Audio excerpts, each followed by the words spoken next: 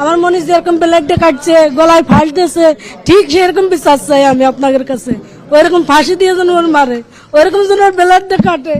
আমার যে না বাল্যকে যে কষ্ট দিচ্ছে না, আমি নিজে ইচ্ছা একবার দেখতে চাই এরকম ফাঁস দিয়ে মোরা। এইটুকু আপনাদের কাছে আমার বিচার তাইলো, যেহেতু আরো এরকম মৃত্যু দেয় আছে। এখন গ্রামের বাড়ি যাবি। আমার অভিযোগ একটাই, ওর যখন ব্লেডের কাটিছে, ফাঁস দিয়ে মারিছে, ওই রকম উগারও আমি ফাঁস দিয়ে দেখতে চাই। ফাঁসটা দেখতেছে ওরকম ব্লেডটা যেন ওগারও এরকম কাটে, এইটুকু আমার আবদার।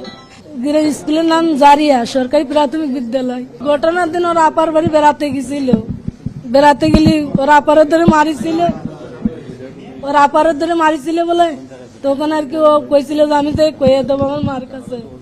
তখনই সেই রাত্রি ওই রকমের ঘটনা ঘটিছে। বড় মায়ের ইচ্ছা আমি তো মারি আলাদা করে ধুয়ে দিছিল।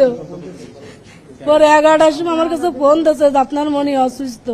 আমি যাই দেখি যে সদরে ভর্তি করছে মাগুরা দিয়ে, তুই উনি পলাইছে ওই মহিলা। জানাজা গ্রামের বাড়িতে হবি। আমরা ওর যেখানে জানাজা, ওর বাড়ি ওইখানে আমরা জানাজা করার চিন্তা ভাবনা করতেছি।